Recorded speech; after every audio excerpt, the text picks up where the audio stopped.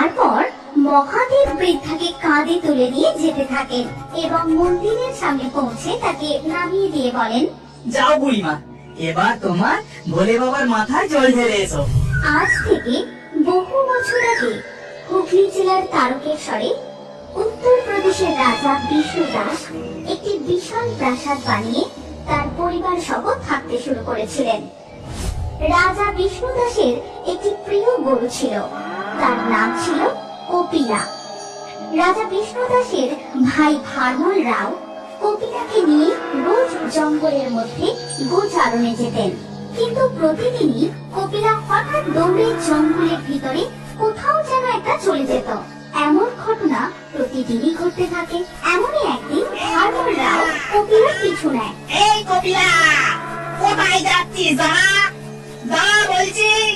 কিন্তু কপিলা দৌড়তেই থাকে এবং কিছু দূর যাওয়ার পর ভার্মল রাও তাকে আর দেখতে পায় না এবং সে ক্লান্ত হয়ে একটি গাছের তলায় বসে ঘুমিয়ে পড়ে। কিছুক্ষণ পর ঘুম ভাঙতে সে দেখতে পায় কপিলা তার সামনে দাঁড়িয়ে আছে। এইভাবেই দিন কাটতে থাকে। রাজা বিষ্ণু দাস লক্ষ্য করেন কপিলা দুধ দেওয়ার পরিমাণ দিন দিন কমিয়ে দিচ্ছে। তাই সে চিন্তিত হয়ে তার ভাই ভার্মল রাওকে বলেন, কি ব্যাপার বলতো? কপিলা এত হৃষ্টপুষ্ট, দিন দিন দুধ দেওয়ার পরিমাণ কেন কমিয়ে দিচ্ছে? এ যে এক বড় চিন্তার বিষয়।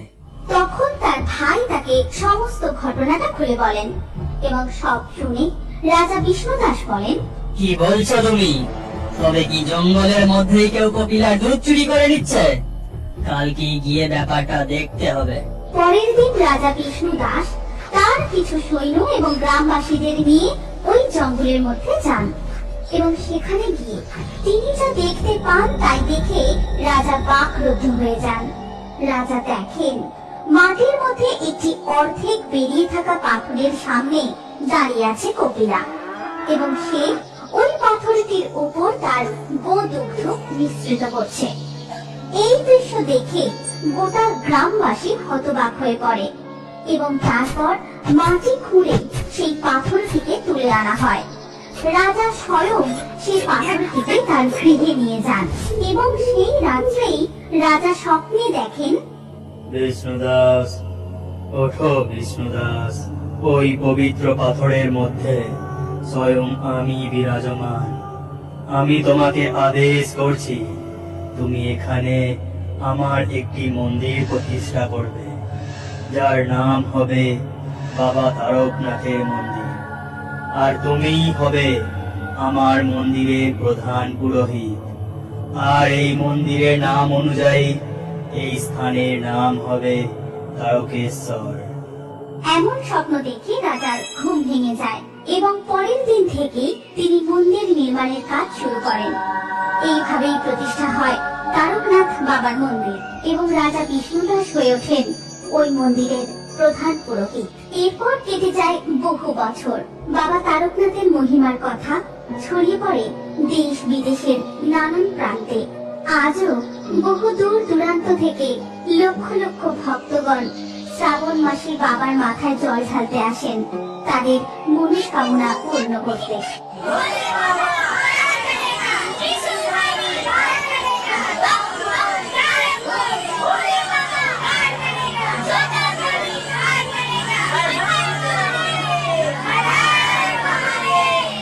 এখানে কেউ কেউ বাকি করে জল নিয়ে যায় নিজেদের রোগ জ্বালা থেকে মুক্তি পেতে, কেউ আবার নিজের সদ্যজাত সন্তানের মঙ্গল কামনায়, আবার কোনো স্বামী বা স্ত্রী যায় তাদের সন্তান কামনা করতে। এমনই একদিন এক বৃদ্ধা কাঁধে বাঁক তুলে নিয়ে রওনা হয় বাবার মাথায় জল ঢালবে বলে। হে ভোলে বাবা পার করেগা, ত্রিশূলধারী পার করেগা। কিন্তু কিছু দূর গিয়েই বৃদ্ধা আর পা এগোতে পারেন না। তিনি রাস্তার ধারে বসে পড়েন। সেই প্রচন্ড ভিড়ে সবাই তাকে এড়িয়ে চলে যায়। তখন বৃদ্ধা কাঁদতে কাঁদতে ভোলা বাবাকে স্মরণ করে বলেন, হে ভোলা মহেশ্বর, আমি যে আর হাঁটতে পারছি না বাবা, আমার শক্তি দাও। তোমার মাথায় জল ঢেলে আমি দু চোখ বন্ধ করলে তবেই মুক্তি পাবো বাবা। জয় জয় ভোলা মহেশ্বরের জয়। এদিকে স্বর্গে বসে মহাদেব ও মাতা পার্বতী সমস্ত ঘটনাটা দেখেন এবং মাতা পার্বতী বলেন, স্বামী, এ আপনার কেমন লীলা? আপনার এমন পরম ভক্ত সে কোন দূর থেকে ছুটে এসেছে আপনার মাথায় জল ঢেলে পূর্ণ অর্জন করবে বলে, আর আপনার সেই ভক্ত এত কষ্ট পাচ্ছে দেখেও আপনি যাবেন না? আমি অবশ্যই যাব পার্বতী। আমি আমার কোনো ভক্তকেই কখনো নিরাশ করি না। এই বলে মহাদেব সেখান থেকে অদৃশ্য হয়ে সেই বৃদ্ধার কাছে যান আর বলেন, বুড়িমা, ও বুড়িমা, বলি এই বয়সে তুমি কিনা কাঁধে বাঁক নিয়ে বেরিয়েছো বাবার মাথায় জল ঢালবে বলে? এই বয়সে তুমি এসব পারো? এখন এসো, চলে বসো দেখি আমার কাঁধে। আমি তোমায় নিয়ে যাচ্ছি বাবার মন্দির পর্যন্ত। কে কে বাছা তুমি? তেমন ভোলা মহেশ্বরের মতো সেজেছ? ও বুঝেছি, তুমি হচ্ছ বহুরূপী।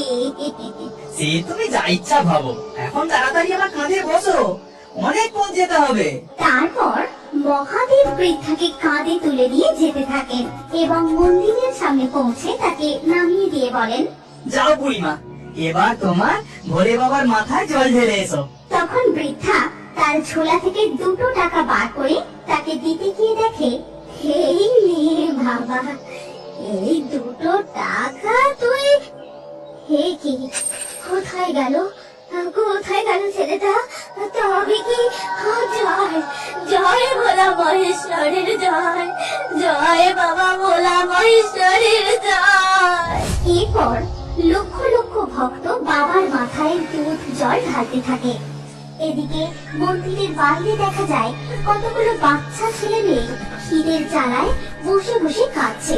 আর যত দর্শনার্থী যাচ্ছে বাচ্চাগুলো তাদেরকে বলছে, আমাদের দুটো খেতে দাও না গো, বহুদিন আমরা কিছু খেতে পাই না। তোদের এখন কি খেতে দেবো রে? যা সরে যা বলছি, একদম আমায় শুবি না।